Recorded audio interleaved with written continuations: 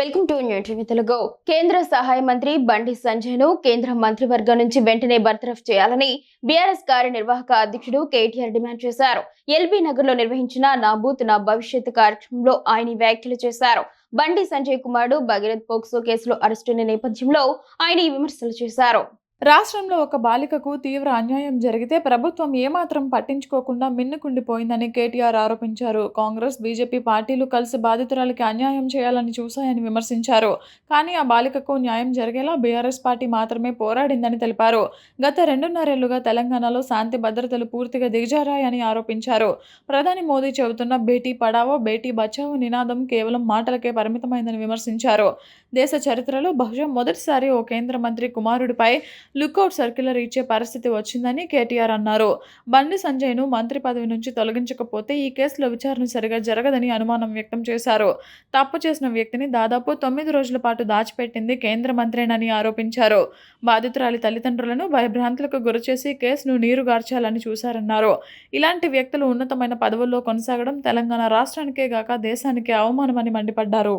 గత వారం రోజులుగా ఏం జరిగిందో ఒక్కసారి మీరు ఆలోచించాలని చెప్పి నేను కోరుతా ఉన్నా. ఒక ఆడ కూతురికి అన్యాయం జరిగితే, ఒక మైనర్ బాలికకి అన్యాయం జరిగితే ఈ రాష్ట్రంలో ఉన్న ప్రభుత్వం మీద దున్నపోతు మీద వానబడ్డట్టు కూడా కాలే. ఇటు కాంగ్రెస్ నోరు మూసుకున్నది, అటు చేసిన వాళ్ళు, తప్పు చేసిన వాళ్ళు బీజేపీ వాళ్ళు కాబట్టి వాళ్ళు కూడా నోరు మూసుకుని ఉన్నారు.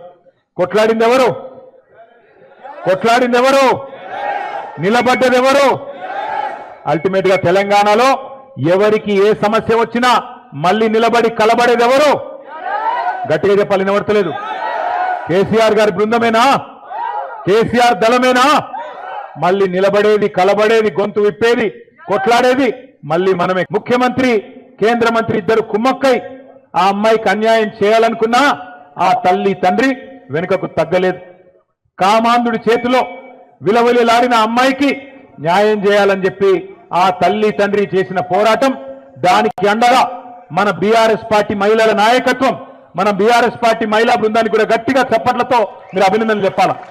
ఎక్కడికక్కడ పోరాటాలు చేసి మహిళా కమిషన్, డీజీపీ అంబేద్కర్ గారి దగ్గరికి పోయి మన మహిళా నాయకత్వం మొత్తం కాళికాదేవిలాగా విరుచుకుపడి మరి ఎక్కడి వారక్కడ నిలదీస్తే మన పెద్దలు, మన party general secretary doctor RS Praveen Kumar గారికి కూడా గట్టిగా చప్పట్లతో అభినందనలు చెప్పాలా. ఆయన ఒక మాజీ ఐపీఎస్ అధికారి, అన్ని విషయాలు తెలిసినవాడు. అందుకే గట్టిగా పోరాటం చేస్తే ఆ అమ్మాయి తరపున మన బీఆర్ఎస్ శ్రేణులు కానీ, మహిళా నాయకులు కానీ, విద్యార్థి సంఘాలు కానీ, సోషల్ మీడియా వారియర్స్ కానీ ఈ పోరాటంతో చివరికి నిన్న మరి ఆయన లొంగిపోయిండో, అరెస్ట్ అయిండో, ఆ డ్రామా నడుస్తున్నది. కానీ మొత్తానికి ఇవాళ ఆ అమ్మాయికి కొంత న్యాయం జరిగే పరిస్థితి వచ్చింది. ఇవాళ నేను ఒకటే అడుగుతా ఉన్నా ప్రధానమంత్రి మోడీ గారిని, అయ్యా మీరు అంటున్నారు బేటీ బచావ్ బేటీ పడావ్ అంటున్నారు.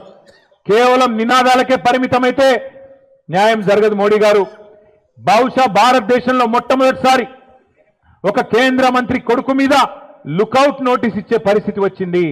కేంద్ర మంత్రిని ఇవాళ మీరు బర్తరఫ్ చేయకపోతే ఇక్కడ విచారణ సజావుగా జరిగే పరిస్థితి లేనే లేదు. ఎందుకంటే ఆ తప్పు చేసిన వ్యక్తిని దాచిపెట్టింది ఎవరు? 9 రోజులు ఎవరు దాచిపెట్టిండ్రు? ఆ కేంద్ర మంత్రి గారే కదా. ఇవాళ ఒక్కసారి దయచేసి ఆలోచన చేయండి. నిజంగా కూడా ఇలాంటి వ్యక్తులు పదవుల్లో కొనసాగుతూ ఉండడం అది తెలంగాణకే కాదు భారతదేశానికి కూడా అవమానకరం. మైనర్ బాలికకు అన్యాయం చేసింది కేంద్ర మంత్రి కొడుకైతే, మైనర్ బాలిక తల్లిదండ్రుల్ని భయభ్రాంతులకు గురి చేసింది స్వయంగా కేంద్ర మంత్రి.